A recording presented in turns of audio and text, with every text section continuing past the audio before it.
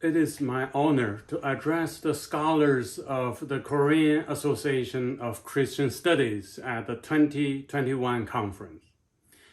Because of the COVID-19 pandemic, we have to meet in this unusual way through video recording. By the time my speech reaches you in October, the pandemic situation could have become very different from today, at the beginning of August. Following the suggestions by the conference organizers, I would like to ask this question. Does the COVID-19 pandemic define a new era with new normal? My quick answer is no. I think we should set our sights on something else, on the broad and long-term religious and social changes. Certainly, we are in a crisis, or in crises. Besides the pandemic, we also face important political, cultural, and social challenges. Amid this multiple ongoing crises, I call for a reorientation. It is time for people in the world, especially for scholars of world Christianity, to turn their orientation to the Orient, the Far East, or what I prefer to call the Global East. Certainly, the COVID-19 pandemic is the immediate crisis. Since early 2020, under government-enforced lockdowns of whole cities or whole countries, people in most countries could not gather together in person for worship or social activities. Among religious groups, Christian churches have been hit the hardest because unlike traditional temple-based religions or individual spiritualities that are common in East Asia, Christianity is a congregating religion that follows a weekly rhythm. The spiritual fire and flame could diminish without the congregation. If Christians have become reliant on the collective effervescence of weekly gatherings for recharging their spiritual battery, social distancing can be devastating for their spiritual life. Many church leaders wonder if the pandemic continues, will the church sustain and remain intact? Out of this concern, many churches have become anxious to go back to the normal weekly gatherings as soon as possible. Christianity is a religion that has triumphed over epidemics. As the American sociologist of religion Rodney Stark argues in his book, The Rise of Christianity, the two epidemics in the 2nd and the 3rd centuries AD may have significantly contributed to the Christian rise in the Roman Empire. First, the epidemics disrupted and demoralized the society and debilitated paganism and Hellenic philosophies, whereas Christianity offered more satisfactory explanations and the hope of a better future in this or next life. Second, Christian values of love and charity turned to action of tending the sick and the weak amid the epidemic, which resulted in substantially higher rates of survival among Christians and attracted potential converts. Third, the higher mortality rates among pagans would have led them to lose the social ties and bonds that once might have restrained them from becoming Christians. Therefore, by the beginning of the 4th century, Christian growth had become unstoppable. Thus, the great persecution between the year 303 and 313 was bound to fail. Stark's sociological explanation sheds light on the rise of Christianity in the Roman Empire. To me, it also helps to understand the surprising rise of Christianity in contemporary China. Many of you may remember the SARS pandemic. Soon after the SARS infections died down in summer 2003, large congregations of Jiating churches emerged in large cities in China. Jiating churches are often called house churches in English, but that is a misnomer. The Chinese word 家庭 could mean family, home, or house. The members of such churches often regard their church as 家, which is associated with a sense of familial belonging and close-knit fellowship. The physical structure of a house is the least important and may change from time to time. Jiating churches have undergone several phases of development, beginning as underground bodies in the 1950s to the 1970s, snowballing from private gatherings in homes in the 1980s and the 1990s, to large congregations in the 21st century.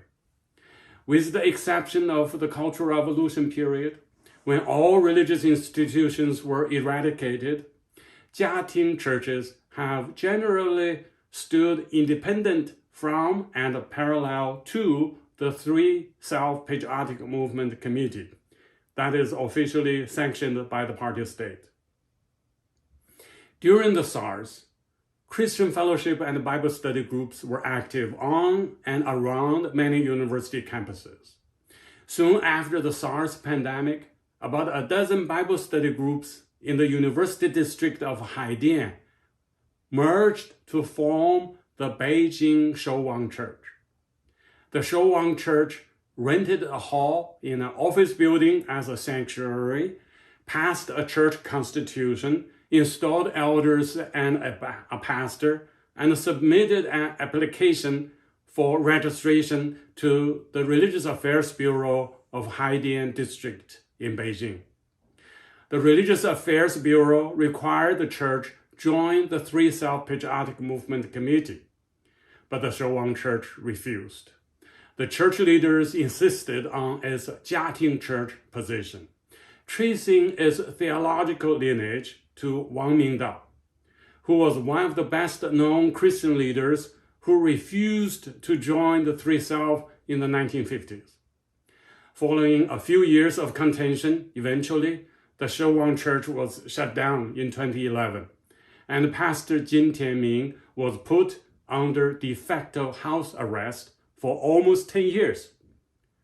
But many other Jiating churches rose up in Beijing and elsewhere. The SARS pandemic was not a major factor for this surprising rise of urban Jiating churches, but it may have contributed to it. It was not due to the varied mortality rates between believers and non-believers, but Christianity offered love, care, hope, meaning, and better explanations about life and society in crisis.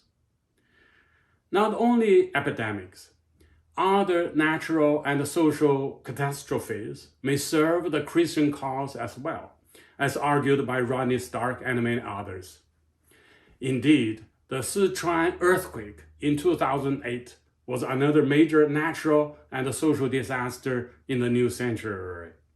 Many religious and non-religious people rushed to Sichuan to do rescue and relief work. Among them, Christians were visibly present and publicly active, perhaps for the first time in the history of communist China.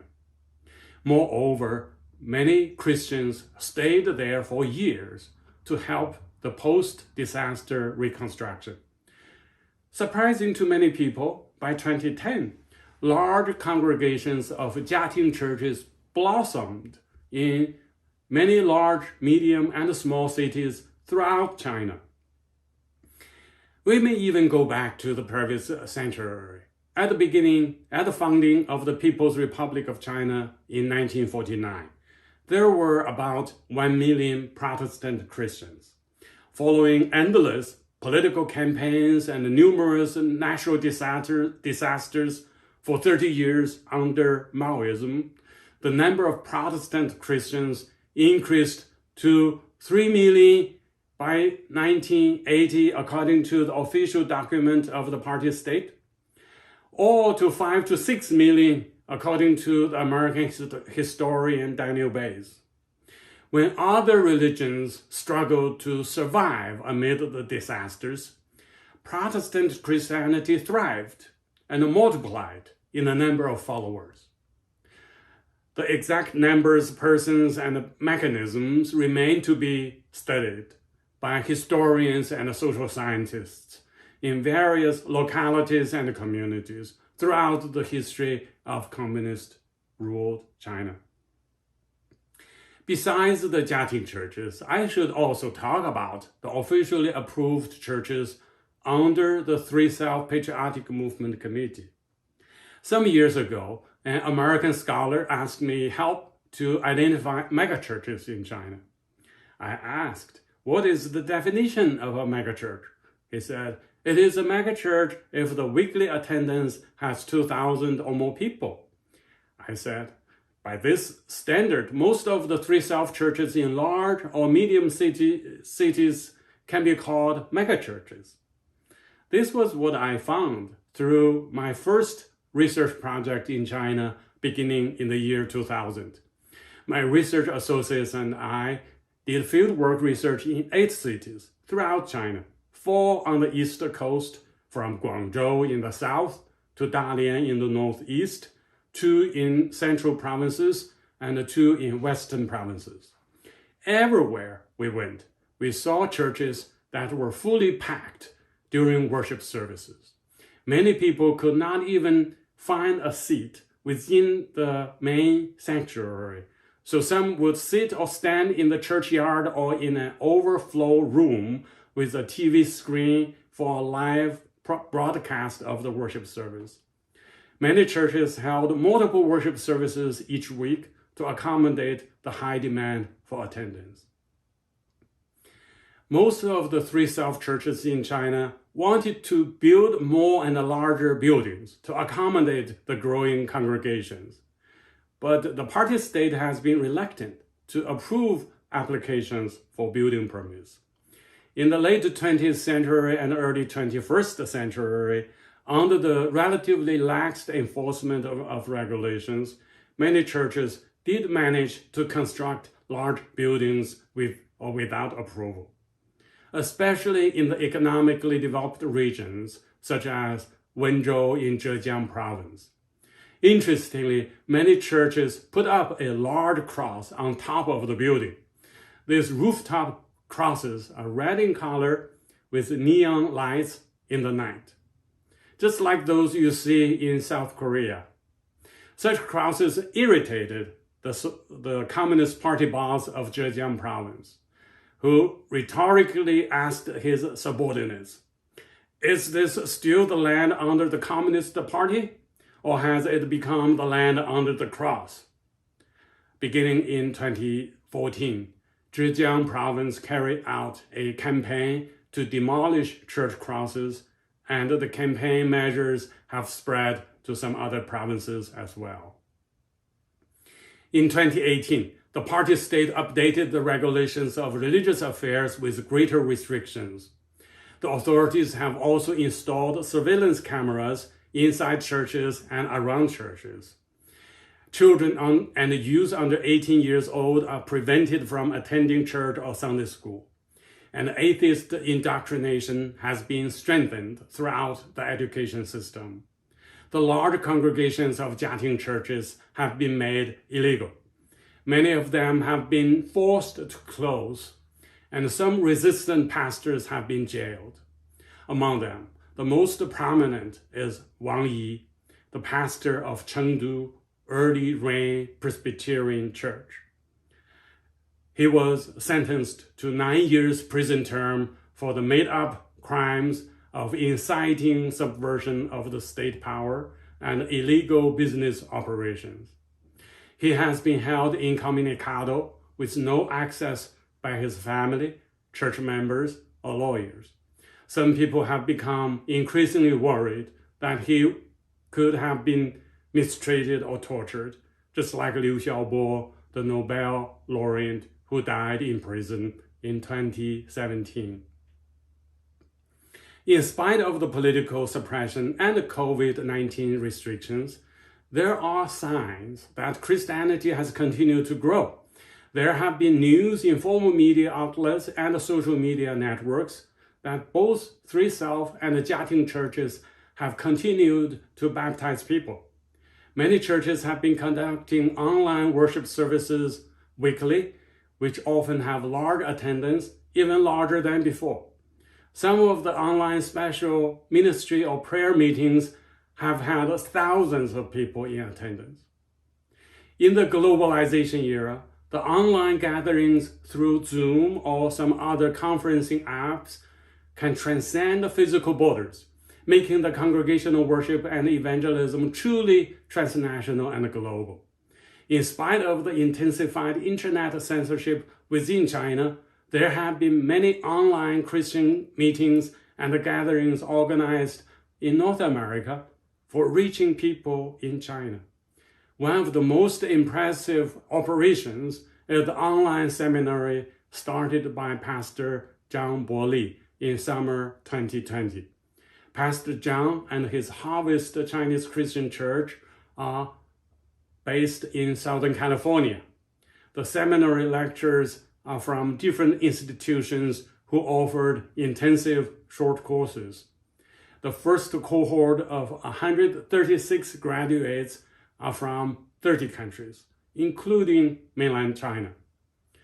One of the goals of the online seminary is to train people to start up Jiating churches or micro churches.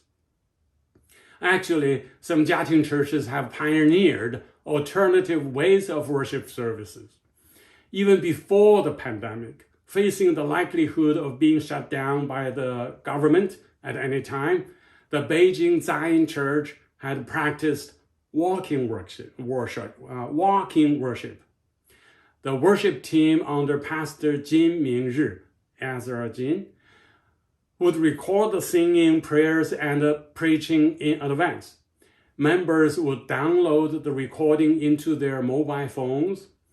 On the designated time of worship service on Sunday, people would take a walk while listening to the recording and participating in singing and praying. They may do so individually and quietly with earbuds, or do so in small groups in parks.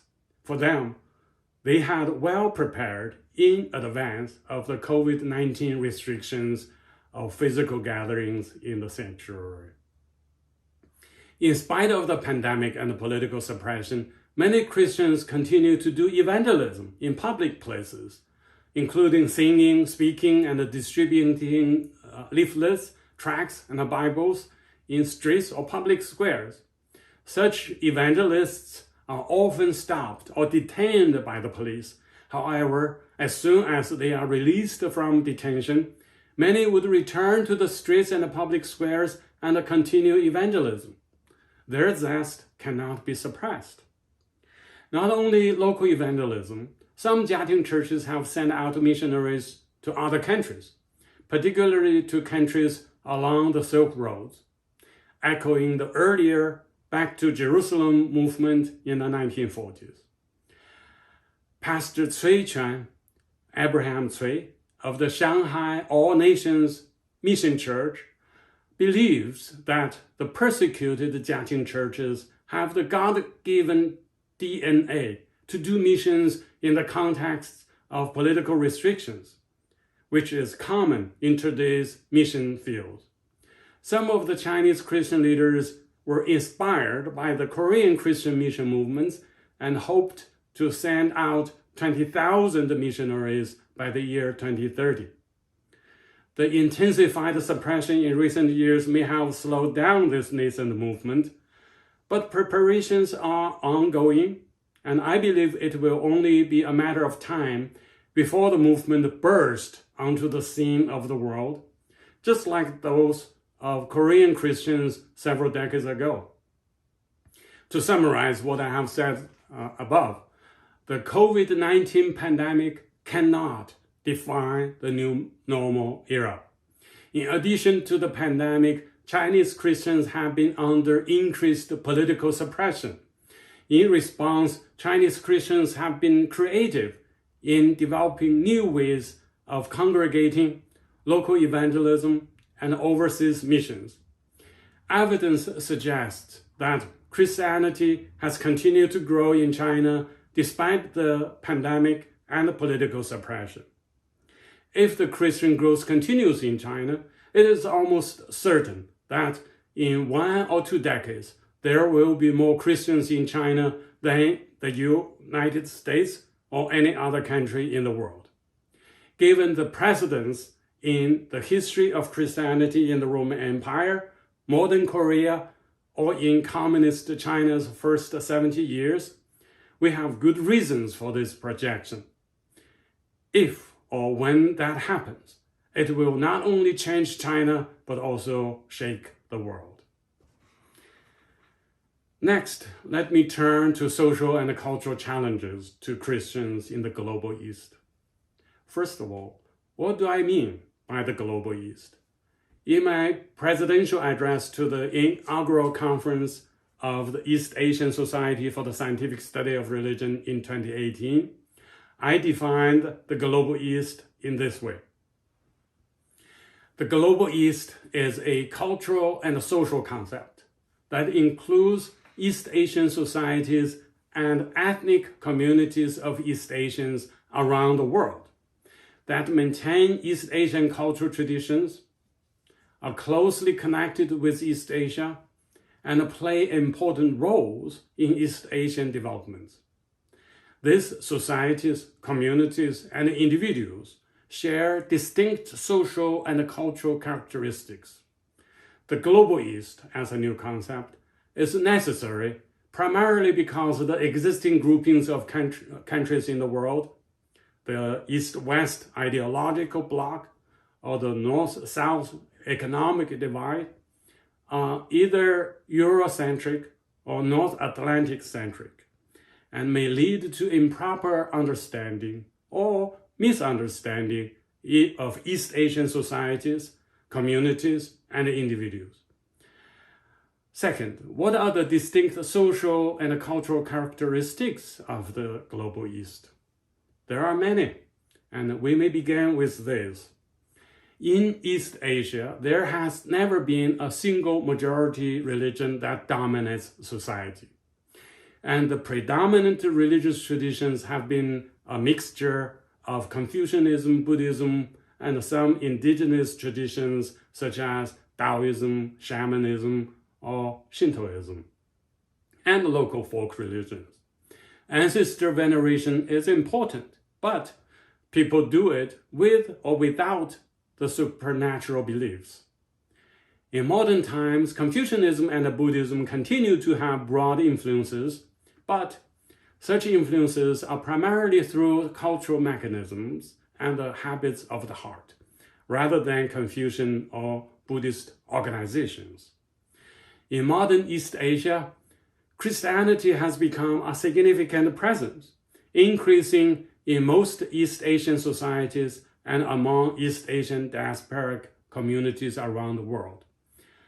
For example, among the Chinese, the Japanese, and Koreans in North America, Christianity has become the largest practiced religion, superseding Buddhism and other traditional Asian religions.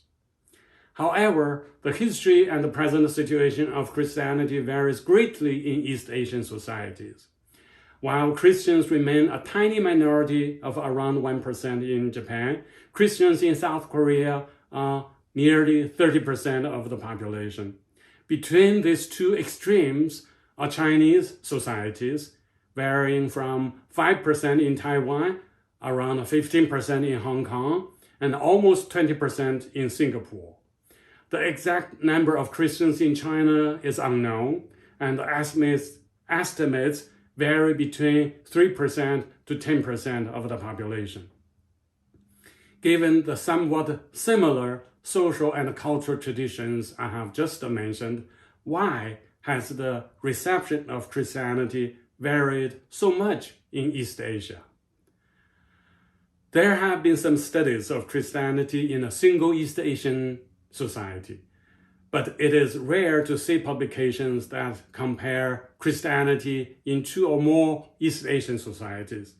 Some of the single society studies have developed theories to explain the Christian growth or the lack of it, but such theories are difficult to extend to another society. As a sociologist of religion, I look for theories that can explain multiple societies. There is a great need for comparative studies of Christianity in the global East. Third, what are the distinct characteristics of East Asian religiosity? In other words, how do East Asians believe and do religion? How much is the global East religiosity different from that of the West? Furthermore, in what ways and how much has Asian Christianity been influenced by Confucianism, Taoism, Buddhism, ancestral veneration, or local folk religion? We need more systematic studies. When talking about the grand trends of religious change, secularization or the decline of religion often comes to mind of many scholars, both in the West and in the East. In my view, the secularization paradigm collapsed around the turn of the 21st century. But some secularization theories have lingered on. Christianity has been declining in most of Europe. In America, Christianity has declined in recent years as well. These changes provided the impetus for the secularization theorists. However, such theorists tend to have a difficult time to explain the religious vitality in East Asia or among Asian Americans. It is also difficult for them to account for the prevalence of alternative spiritualities, such as New Age, spiritual but not religious, and Shailaism, as suggested by the American sociologist Robert Bellah and his associates. These non-institutional religiosities are probably new phenomena in the West, but they have been the conventional, even dominant ways of being religious in the global East. If social scientists take a